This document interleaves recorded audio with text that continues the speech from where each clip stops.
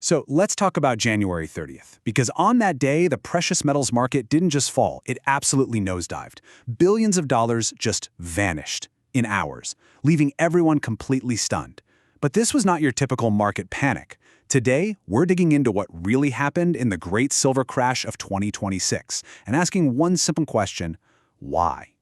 One source put it so bluntly, I think it's the perfect place to start. This is not a crash, that is an execution. Because on that Friday morning, with zero warning, weeks of incredible gains were just erased, wiped out with this brutal, shocking efficiency. And the numbers, they're just staggering. In the span of 6 hours, the paper price of silver plummeted 37%. That's $46 of value per ounce, gone. Gold got hammered too, dropping almost $900. This was the biggest single-day crash we've seen in years, and poof, it happened in the blink of an eye. And this is where it gets really weird. This all happened in a complete news vacuum. No new war, no pandemic, no big banks going under, absolutely nothing you could point to and say, that's what did it. So what really caused this? We're going to dig into 3 completely different theories. Okay, let's get right into our first theory. And this one suggests this wasn't a crash at all. It was a takedown. A deliberate, coordinated move by some very big financial players to smash the price down hard and fast. Just take a look at these price charts. On the left, you've got the US market, the COMEX. On the right, Shanghai. The percentage drops are almost identical. Now, for 2 markets that are supposed to be separate, with different traders on different continents, that's not just a coincidence. That's highly suspicious. It really points to some kind of coordinated global move. And we're not talking about small-time investors getting scared and selling. No way. Sources are pointing to a massive, overwhelming flood of sell orders, a tsunami of paper silver equal to almost an entire year's worth of global production, all dumped in a single day. The scale of this is it's mind-boggling. It had to be institutional-sized players. So you might be wondering, how is that even possible? Well, it all happens in the derivatives market, using something called futures contracts. The simplest way to think about them is as a leveraged bet. They let you control a massive amount of a commodity with just a little bit of money down, which gives these traders enormous power to move the entire market.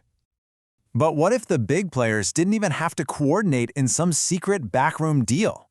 This brings us to theory number 2, and what a lot of analysts are calling the smoking gun. A series of forced liquidations that were actually triggered by the exchange itself. This timeline really tells the story. In the 6 weeks leading up to the crash, the CME Group, they're the ones who control silver futures, they hiked their margin requirements 4 separate times. Essentially, they made it 80% more expensive for traders to even hold on to their positions.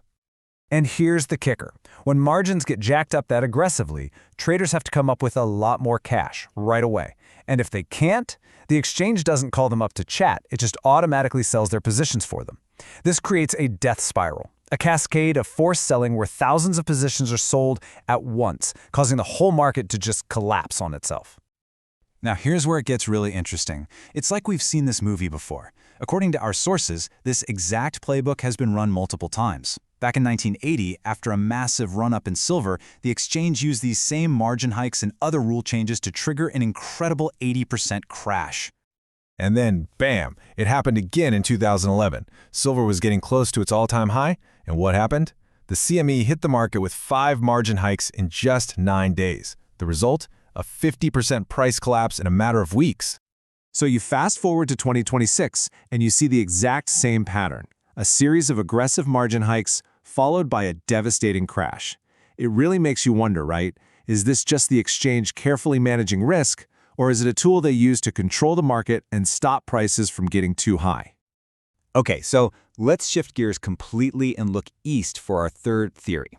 This perspective suggests the crash wasn't some Western plot at all, but was actually a side effect of China hitting the emergency brake to stop its own market from having a catastrophic meltdown.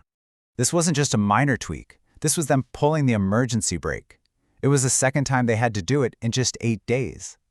Regulators in China saw this dangerous, speculative frenzy building up in their market and decided they had to slam the brakes on before their own investors got completely wiped out.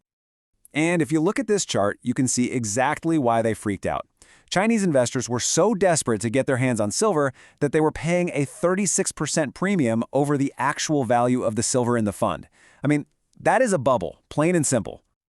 So, you see, from their point of view, the goal was never to crash the global price of silver. It was about preventing what one source called a death spiral and protecting millions of their own citizens from the huge losses that were bound to happen when that bubble finally popped.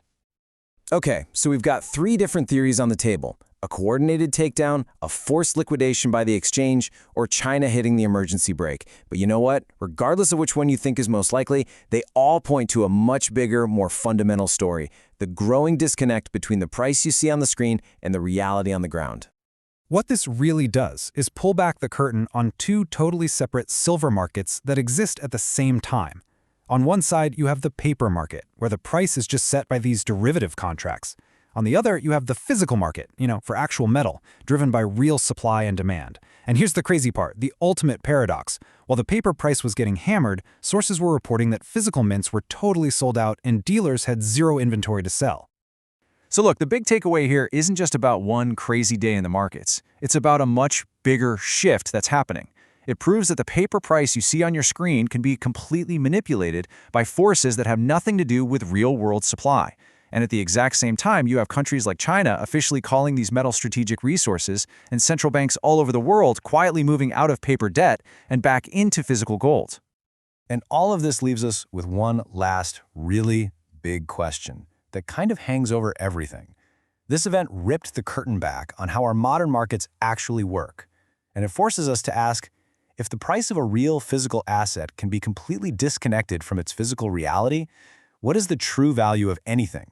And what does that signal for the future?